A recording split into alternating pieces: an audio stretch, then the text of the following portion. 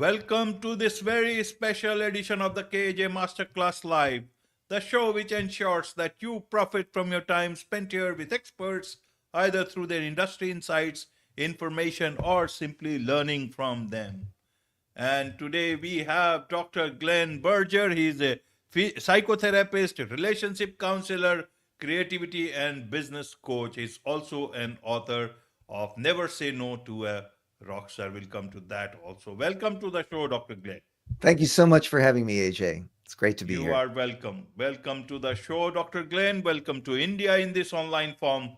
And I'm sure not just in India, but a lot of people across the globe will benefit from what we are going to talk right now. We'll talk about self transformation and we'll learn a lot of things around this from you, Dr. Glenn.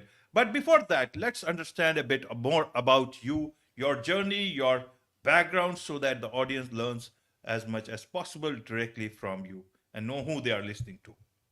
Yes. So I was fortunate enough, excuse me, when I was 17 years old to be apprenticed to one of the great masters of recording and producing, a man named Phil Ramone, who went on to become a Lifetime Achievement Grammy Award winning producer. And at the recording studio that I worked at back then, called A&R Studios, I got to work with some of the greatest artists of that time, including Bob Dylan, Frank Sinatra, Mick Jagger, Paul Simon, Steely Dan, lots more people like that. And it was at that studio and working with those artists that I learned what it took to be great. And one of the things that I learned was that what I saw in these great artists was not so much flights of genius, but perseverance and hard work. They had a standard of excellence. And that was the place where I learned what that standard of excellence was and was trained in that perseverance. And now, after working at that studio and having those amazing experiences, the other thing about working in a recording studio in New York in the 1970s is that it was a world of sex, drugs, and rock and roll. And by the time I was 37, I had pretty much destroyed my life, destroyed a marriage, pretty much destroyed my career. And I felt completely lost. I was in a crisis. And a friend sent me on a journey to go to Ellis Island to find the answer to my crisis. And for people who don't know, Ellis Island is an island in New York Harbor where millions of immigrants passed through on their way into the United States around the turn of the 20th century. My grandfather came there when he was 16 years old without a penny in his pocket. I went out to the island and I asked my grandfather for his wisdom, and I heard his voice telling me to go back to school. I didn't have one college credit at that point because I went right into the studio when I was 17 years old. And I said, how can I do that? I don't have the time and the money. And my grandfather said, why do you think I came to America without a penny in my pocket? It was the promise of you, my grandchildren. So don't tell me that you don't have the time or the money. Figure it out. I couldn't argue with him. That was in October. By January, I was back in school, and I got an undergraduate degree, a master's, a PhD as the years passed. And it sent me on this journey of trying to figure out how I got lost and how to find myself again. What had gone wrong and how could I fix it, not only for myself, but for all the people that I would eventually work with as I went on a journey to become a therapist and a coach. Absolutely, absolutely. There is so much to learn from you. So, was this music business from shift to music business to becoming a psychotherapist? Yes. What did it teach you about yourself? Uh, did you come to know about what were the reasons that it did not, your business did not work for you the way you wanted to, that it was not music to your ears in that sense, that Yeah. you could not go laughing all the way to the bank, as they say in music business, and working with such great people, learning from those people? Tell us a bit about that wisdom you got along the way, from especially from music business to being a psychotherapist. Yeah. Yeah. So one of the things that I realized as the years were going along was that the music business really changed, and that in the beginning, I would see maybe 100 musicians during the course of a day, and by the time I finished, it was one person sitting in front of a laptop. And what I realized was that the part of the business that I really loved was the people and connecting with the people and understanding how they created. And we were aspiring to greatness. And so I realized that I was much better at the interpersonal part of the work rather than the recording or the technical aspects of the work, which I grew less interested in as I got older. I was more interested in what made people tick and how to help people to achieve their full potential. And so today, as a therapist and a coach, I work with a lot of artists. I understand their pain. I understand their process. They come to me because I was in the business and I understand how all of that works. And I find that I'm much more fulfilled personally. This is my mission. When I can help an artist achieve their greatness than the technical stuff that I used to do. Right, right, Dr. Glenn. Now, let's understand about being a psychotherapist. A lot of people must be coming to you to understand things. You are also a relationship counselor, creativity, and business coach. Yeah. You talk about, how to get everything you want in life. Yes. How do I get everything when I don't even know what I want out of my own life? How do you tell them where how do I take that path? Which path to take when there are hundreds of roads leading away from that crossroad? So tell us a bit about that. Should we go for wanting everything in life, or should we go for focusing on one big thing that we actually want to, and perhaps that is the purpose that generally people talk about? What is your wisdom? What does your wisdom say on this? Yeah. So there's a word that Aristotle invented. Aristotle, the great Greek philosopher who lived about 2,500 years ago in Greece. And that word is entelechy. And what entelechy means is that which we are meant to be. So just like within the acorn lies the mighty oak tree. And if the acorn gets the proper sunlight, soil, and water, it becomes the mighty oak tree. That is the acorn's entelechy. That's what the acorn is meant to be.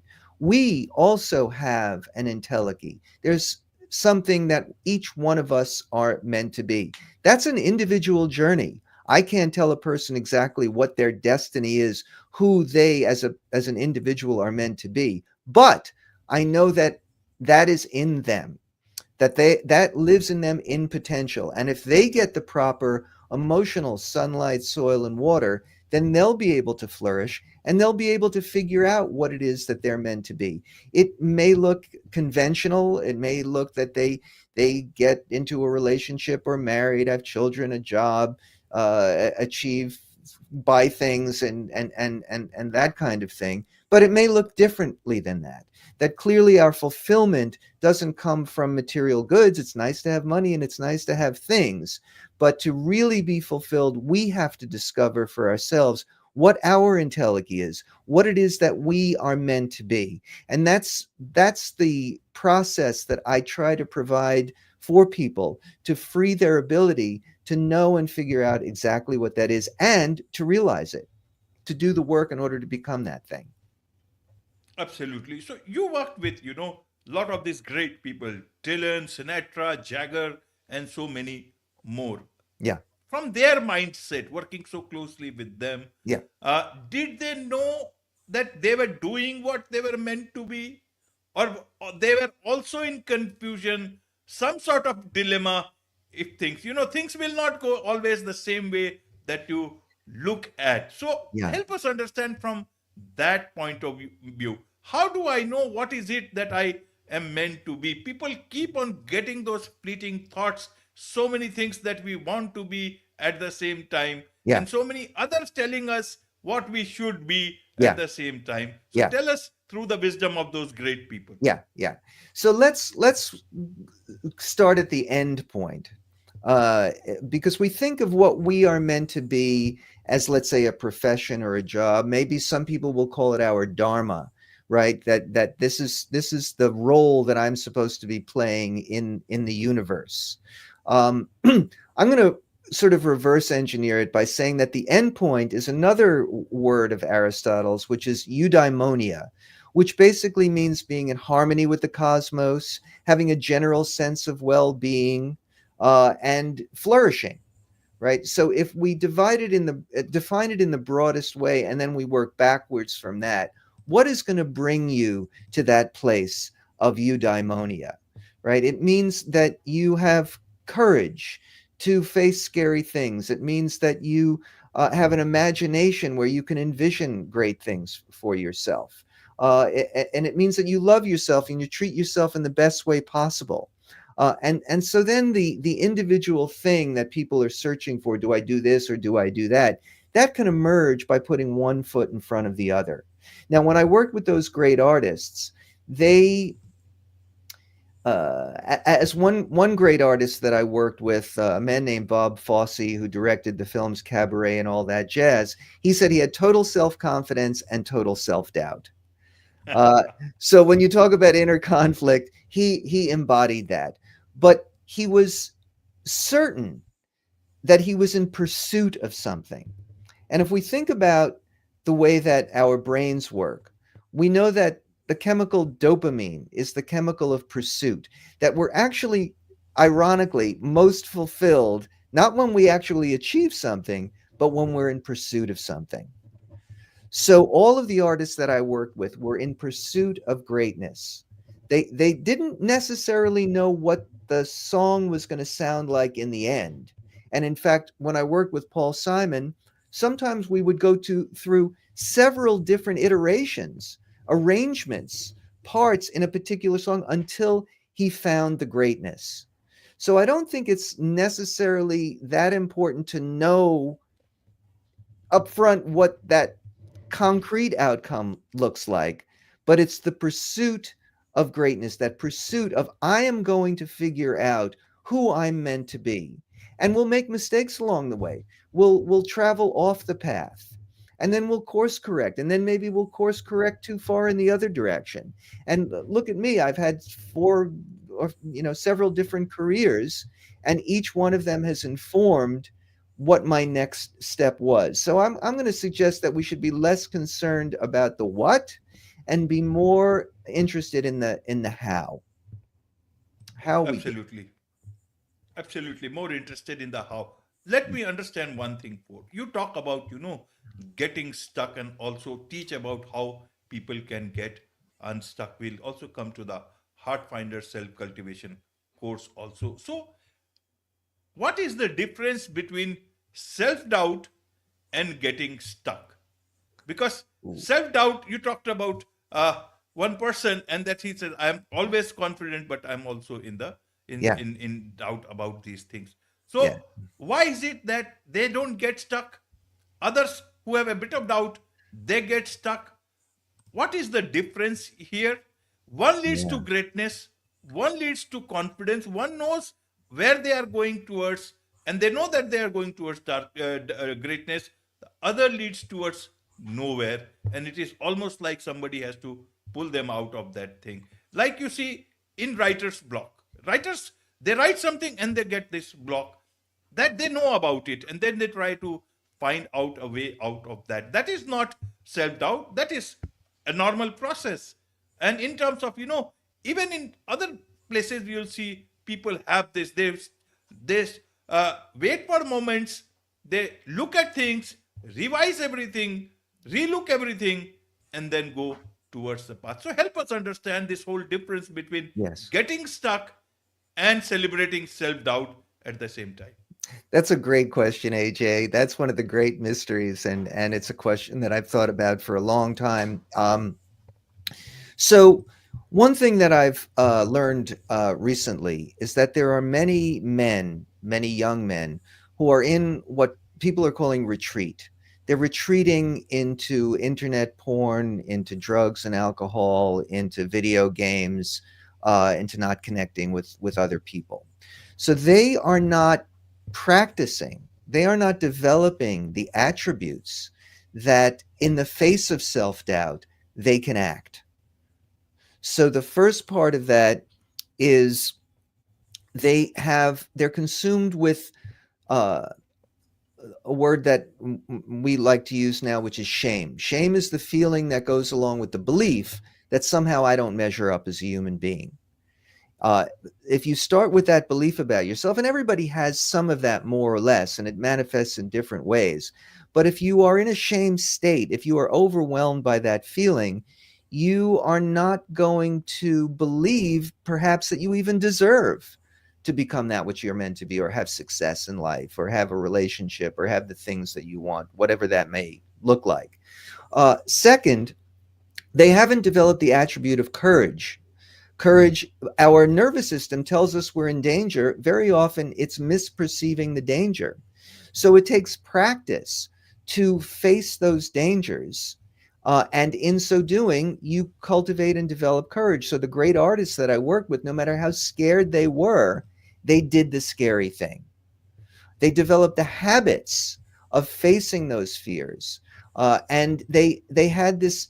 They cultivated a belief in themselves that kept them in pursuit of something, even though they couldn't find it. And of course, artists suffer a lot because they risk rejection. I work with an artist now who just had a movie released, and I'm reading the reviews, and they're quite critical. This person has to endure the critical reviews. They work on something for years, and then some critic, says some silly thing that's a criticism. But they learn how to endure it and how to persevere in the face of it. It takes practice. So you can have self-doubt, but if you haven't cultivated those attributes of what I call attributes of the heart, you're not going to take action. You're going to be stuck. You're not going to move. You're not going to grow. Absolutely, absolutely, Dr. Glenn. So, when life is all about, uh, changing course, Yeah. steering into the right direction, how should we look at destination?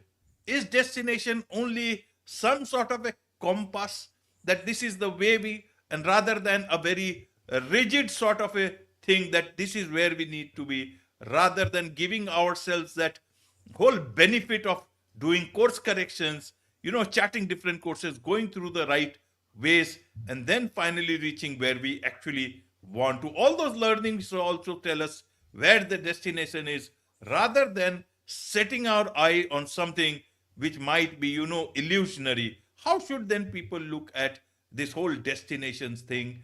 Should they become too focused on that so-called focus, or should they leave themselves to being, any sort of change that is required in life? That is what will remove them from being stuck and take forward in life. What is your wisdom say here, Dr. Glenn? Yes. So when I went on my journey to discover how I had gotten lost and what was the best way to help other people, I was ambitious enough to search for the psychological theory of everything. Was there one underlying cause that led to most of the problems that people bring into therapy? And along that journey, I discovered the wisdom of a Chinese philosopher named Mencius. Mencius was a disciple of Confucius. He also lived about 2,500 years ago. Many people consider him to be the wisest sage who ever lived. And among his many wise utterances, Mencius said, "Pity the man who has lost his path and does not follow it, and has lost his heart and doesn't go out to recover that. When people's dogs and chicks are lost, they go out and look for them. But when their hearts or original nature are lost, they do not go out and look for them. The principle of self cultivation consists in nothing but trying to find the lost heart." Now, when I heard that, I knew that I had found the answer. Now, of course, this asks more questions than it answers, which is, what is the heart? How do we lose the heart? What does it look like to have a lost heart? And most importantly, how do you find the heart again? So there's so much that I can say about this. But one thing about the heart and what it is, first of all, the symbol of the heart has appeared in almost every culture throughout history. In fact, in the ancient book of Indian wisdom, the Upanishads, it is said that the heart is the home of the divine. It's the home of Atman within us. So, and within that Chinese culture, what Mencius suggests is that the heart is both compass and engine. It is within us what points us towards the direction that we need to go. If we can learn how to listen to our heart, many people have lost contact with this essential part of themselves. And so they can't hear the direction of the heart. And the work is to find the heart through this process of self cultivation. And then when you can listen to your heart will direct you in uh, in the direction that you need to go in order to fully realize who you are and to flourish. So again, the seeking, the finding is in the seeking. The fulfillment is in the process. We get too hung up on what that unfortunately, the final destination for all of us, we know where that is. So it really is about the process more than the product or the outcome. And if you do that work on finding your heart, then that in and of itself will be fulfillment. Right, right. But, uh, Dr. Glenn, is this thing called finding the heart? Yeah. Does everyone has the heart to find the heart? Is it, or only few people are made for it? Because everybody does not, as they say, have a mighty heart. Or may, because this will lead to a lot of suffering.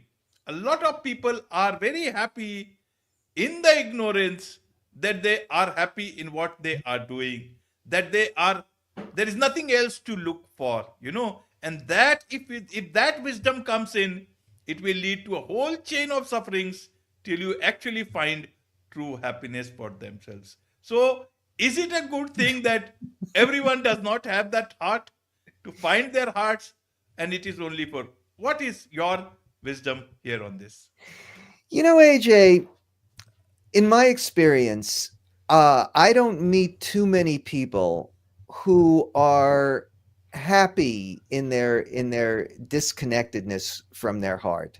So I'm sure that those people do exist. But I find that there are far more people who are seeking, who are maybe they're suffering from anxiety or depression, or they're consumed with shame, or they're not achieving what they want to achieve in life. I think there are enough, and I get it that in the culture that we live in today, and I think this is another problem, is that we we believe too much that things are fast, simple, and easy. That's what we want. So when our political leaders say, we'll do it in a day, it's fast, easy, and simple, people do want that. They love that. They're in a kind of a childlike state. But I believe that even though they long for that, and they're undeveloped because they haven't found their heart, that they're not really fulfilled. They're not really happy. If you're happy just the way you are, then don't take my course.